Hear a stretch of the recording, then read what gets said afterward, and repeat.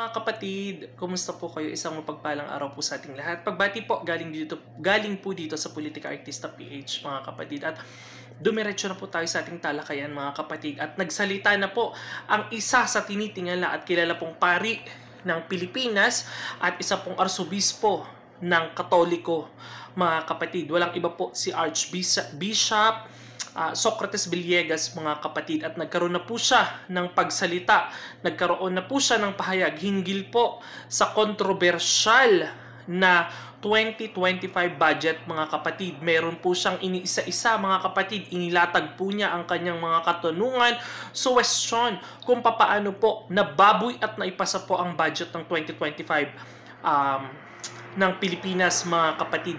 At nakita po natin ito kay MJ Kiambao Reyes.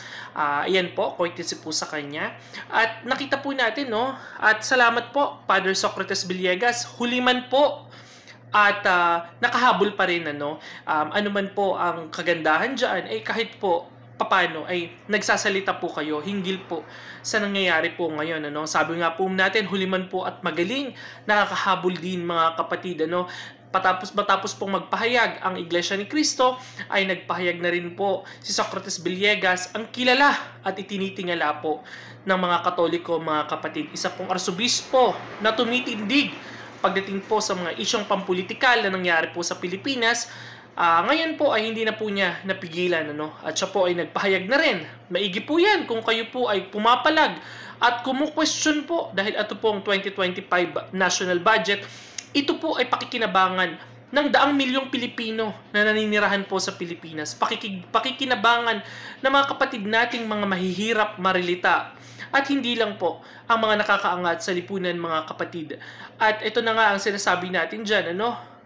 Maganda po yan na kayo po ay nagpapahayag ng inyong sentimiento, damdamin. Maging bukas po kayo. Huwag nyo pong tigilan. Huwag po kayong manahimik sa mga nangyayari po sa ating bansa.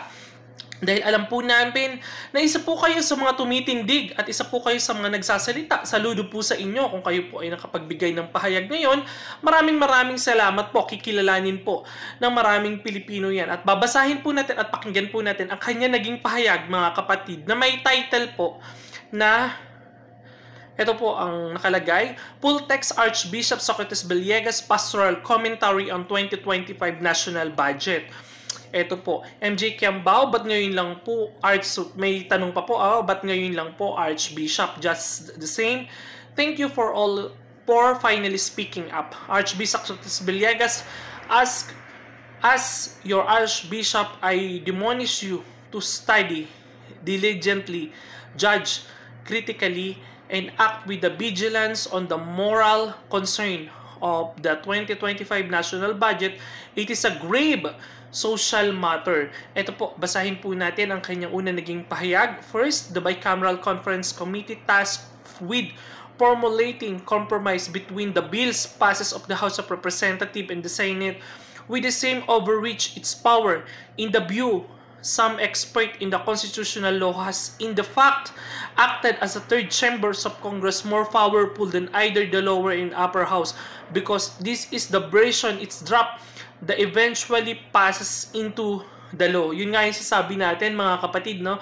Ay, ito po kasi ginagawa ng Congress, no? Tsaka po nitong ginawa po nila ng bicameral meeting na hindi po, nakita po natin na hindi po makatarungan, no? Hindi po makatarungan at hindi po talaga naaayon, no?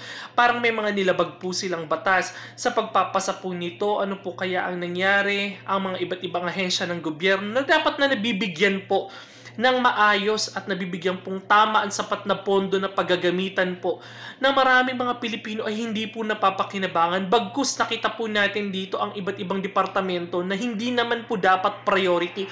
Sila pa po ang napaglalagakan ng malalaking pondo. At ano po ang nangyari, mga kapatid, ano? Yan din po ang tanong natin at tanong ng maraming Pilipino kung papaano po nila hinimay at binalangkas ang pondo po, ang controversial na budget po ng 2025 budget ng Pilipinas, mga kapatid, kung papaano po nila binaboy, tinanggalan ng pondo ang DepEd, tinanggalan po ang PhilHealth, napapakinabangan ng milyong-milyong Pilipino, mga kapatid, ang healthcare system ng bansa na hindi naman ganun kaganda ay binabawasan pa po, mga kapatid, nakakalungkot pero thankful pa rin tayo at kahit papano ay may mga nagsasalita na po, nai-echo na po sa pangunguna po ng Iglesia ni Cristo, unti-unti pong nai-echo at nabubuksan po ang kamalayan at kaisipan ng maraming Pilipino. Hindi lang yan, pati ang mga taong simbahan na nagsasalita na po at kumukwestiyon, mga kapatid. Magandang simulain po yan. Okay, pagpatuloy natin. Second, I am troubled by the fact that the PhilHealth was not allocated any amount have sought intimate for those in the know of his matter, and while it seems that those insured who under the concept of the universal health care of the included every Filipino will be able to join the benefits in the system of health insurance guarantee, still Congress would have done well to increase the both extends as well the coverage of benefits. I have been told one to the reason of the development was PhilHealth poor and appropriate capacity. Sinasabi natin, mga kapatid, hindi na nga po nabigyan ng sapat na pondo, tinanggalan pa po, at hindi pa nga po maganda ang serbisyo ng PhilHealth, mga kapatid, na pinakikinabangan po ang healthcare system ng Pilipinas na hindi na nga ganun kaganda, binabaklasan pa ng pondo imbis na paggamitan, imbis na dagdagan para mapalawig at mapaganda ang benepisyo, ay patuloy pa pong kinakatkungan, tinanggalan pa at inilipat pa sa ibang departamento. Ang tanong, saan po kaya napunta ang tinanggal nilang bilyong-bilyong pondo? Saan po kaya nilipat, Yan po ang tanong natin. Okay, number 3 po, ang ikatlo po sa katanungan. At question po ni Socrates Villegas, this is dismaying. The budget for the Department of Public Works Science, sabi natin yung DPWH, na nakakuha po ng pinakamalaking pondo, mga kapatid, The Department of Public Works and Highway Agency government, the FAST, was repeatedly exhorting the incidence of graft and corruption in higher than allocation for education, despite the clear constitutional provision, the education to enjoy the highest budget priority. Ito nga po mga sinasabi natin dito, mga kapatid, ang edukasyon po na nakalagay sa ating saligang batas, na ang edukasyon ng Pilipinas, mga kapatid, ay siyang dapat nabibigyan ng pinakamataas na alokasyon at budget po sa Pilipinas, mga kapatid. Pero ano po ang nangyari? Imbis na Department of Education, napunta po ito sa DPWH, mga kapatid, na kung saan ay nanakawin at kukurakutin, malinaw na paglabag sa batas, at malinaw po na ang mga pondong ito ay magagamit lang sa 2025 election, mga kapatid. Kaya po nila dito inilagay, dito po nila inilagak. So maganda po ang naging question at tugon po ni Socrates Villegas dito, mga kapatid. At least bukas ang kanyang isip at mabubuksan po na at least hindi po sila natutulog, At least kahit papano ngayon ay kumikilos at nagsasalita sila. Again, ang education dapat po, education na palpak sa Pilipinas, ang edukasyon na hindi na nga po ganun kaganda, binabawasan pa at hindi pinapriority, sa sitwasyon na marami pong school, ang remotes area ng Pilipinas, ang hindi nilalagakan na maganda pagtuturo at magandang kalidad ng edukasyon, mga kapatid. Number 4 po tayo, we must take as why Congress, though the Bicameral Conference Committee cut deeply allocation for social service, economic services, including agrarian reform, agricultures, farmers, delegatures in other countries that opportunities to bound and uncertainty of weathers, climates as the mandates of the burdens such as the uncontrolled implementation of agriculture, good things to cause the prices armed problems. Ay, ito yung sinasabi natin dito, mga kapatid, yung pagtaas po ng presyo ng bigas na hindi po na isa katuparan at ipinapriority po ni Pangulong Bongbong Marcos na inupuan niya po pa ito, mga kapatid, nung siya po ay pumasok sa Department of Agriculture, mga kapatid. Ilang taon po siyang naglingkod pero napansin po natin na wala pong nangyari. Napapabayaan po ang kalidad ng mga agrikultura sa Pilipinas. na hindi po napagtutuunan ng gobyerno na imbis po na palawigin at pagandahin pa po ang pag-aagrikultura sa Pilipinas ay mukhang nawawalan na po ng gana ang mga kababayan nating Pilipino na maghanap buhay po at sa makipagsapalaran po sa mundo po ng pag-aagrikultura, no?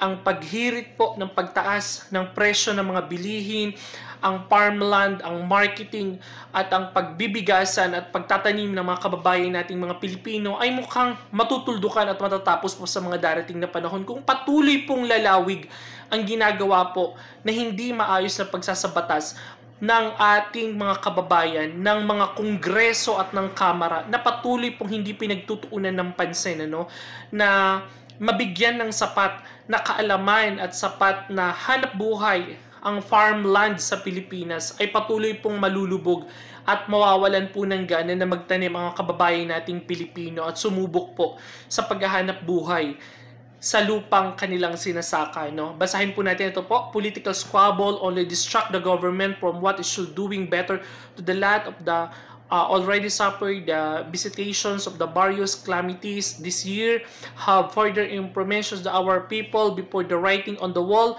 is spelled. Meditation government must act decisively and act justice. But as the jubilee of hope, our hope is in God. It's the better to trust God and to trust the princess.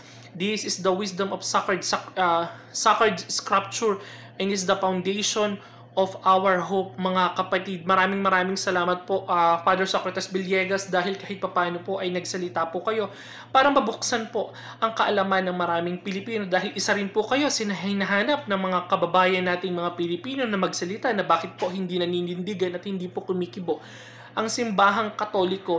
Ay ngayon po, kayo mga kababayan na mga nakakapanood, ipalaganap po natin dito or i-search po natin sa Google, makikita rin po natin ito, no?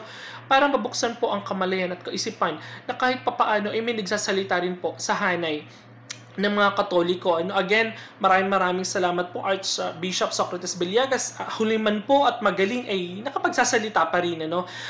Maraming salamat po sa inyong pagtindig. Maganda po yan, at least kahit papaano maimulat po ang kanilang kaisipan at kamalayan laban po dito, no? Kayo lang po, at least kahit papaano po ay nakakapagsalita at nakapagpapahayag po ng inyong damdamin at ng inyong sentimiento. Ganun pa man din po ang aming pong taus-pusong pasasalamat na kahit papaano ay nabubuksan ng inyong kamalayan at inyong kaisipan, ay magpapakita po ito na kahit papaano ay itatama ng gobyernong Marcos ang kanilang mga pagkukulang at pagkakamali sa pagpapasa at pagsasabatas ng mga susunod na budget ng Pilipinas ay kanilang pag-iingatan at pagbubutihin, magiging susunod sa batas at sa palatuntunan na inilatag ng batas ay kanilang mauunawaan at makipapakikinggan ang hinaing nyo at hinaing ng maraming Pilipino.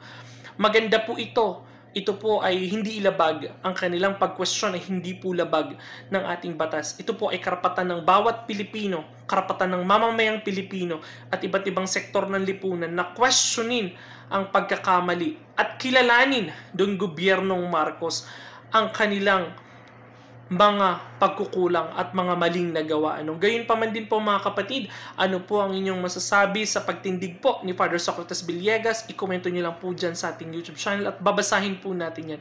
Maraming salamat po sa inyong pag-support.